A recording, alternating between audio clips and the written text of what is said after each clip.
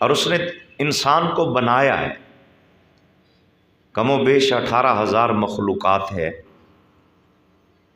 جس کا خالق اور مالک میرا اللہ ہے۔ 18,000 مخلوقات میں سے سب سے اعلیٰ جو کارخانہ قدرت میں جسے بنایا ہے وہ انسان ہے، اور اس انسان کو بنا کے اس کے بنائے جانے کا مقصد بھی اللہ نے بتایا۔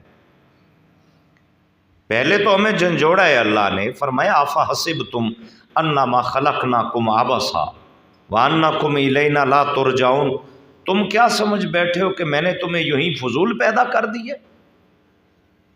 منمانی زندگی گزار رہے ہیں ہم، جو دل میں چاہے وہ کرتے چلے جاتے ہیں، نہ خوف خدا، نہ اللہ اور اللہ کے رسول کی بارگاہ کا کوئی حیا، جو دل میں چاہے کرتے جا رہے ہیں۔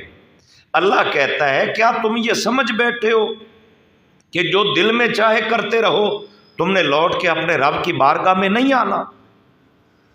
فَمَن يَعْمَلْ مِثْقَالَ ذَرَّةٍ خَيْرًا يَرَهُ، ذرہ بھر نیکی کرو گے وہ بھی تمہارے سامنے رکھی جائے گی۔ وَمَن يَعْمَلْ مِثْقَالَ ذَرَّةٍ شَرًّا يَرَهُ، اور ذرہ بھر گناہ کرو گے تو وہ بھی تمہارے سامنے ہوگا۔ جس کی نظر سے تمہاری نہ کوئی نیکی پوشیدہ ہے نہ کوئی برائی پوشیدہ ہے، اس رب نے تمہیں اس لیے بنایا تھا کہ تم اپنے رب کے عبادت گزار بندے بن جاؤ۔ ہم تخلیق خدا بندی کے اس مقصد میں کتنے کامیاب ہوئے، اور ہم نے اپنے رب کو کتنا وقت دیا، اور ہم اپنے اللہ کے کتنے عبادت گزار بنے، یہ قابل غور اور قابل فکر مرحلہ ہے۔ اس کی عنایات دیکھیں